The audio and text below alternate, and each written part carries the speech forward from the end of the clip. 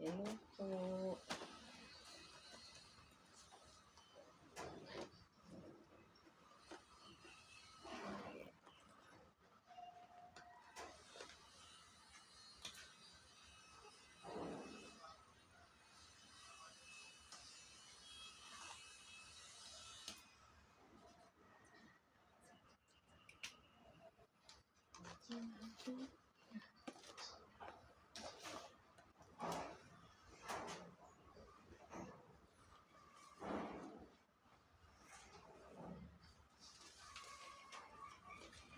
Ay.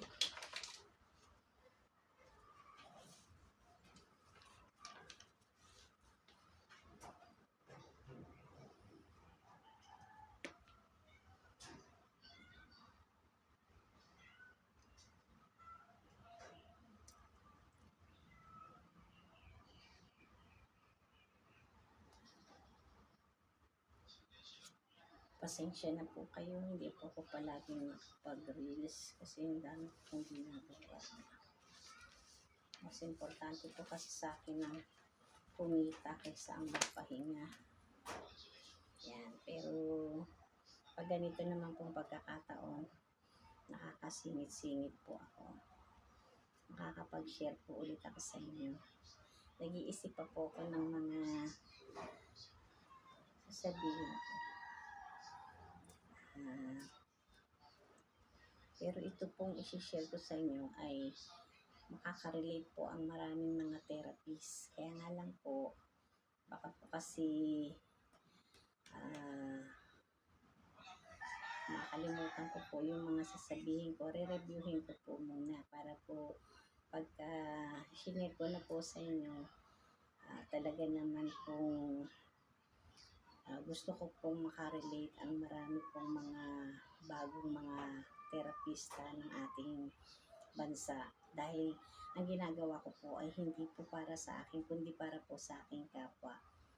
At nang marami pong matutunan na baka po akala ng iba, pag sinabi pong therapist, therapist ka lang.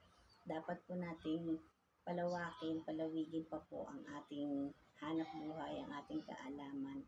Dahil sa mga na-experience ko po, ay iba po ang may alam. Kaya nagsasaliksik po ako sa abot po na aking makakaya para po may ma-share po ko sa aking kapwa.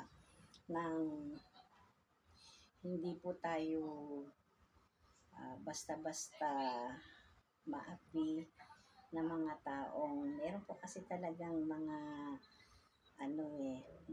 mahirap po ipaliwanag. Basta po ang kailangan po natin bilang isang terapista ay alamin ang mga parte po ng ating katawan. Yung bawat himay-may po, internal, external, o loob at labas po ng ating buong katawan. Yan po, magmula nga po sa ulo, sa braso, sa dibdib, sa balakang, at sa buo po nating pangangatawan. Dapat po tayo ay may alam. Doon po muna, mamaya na lang po ulit. Love you all. God bless us all. Bye-bye.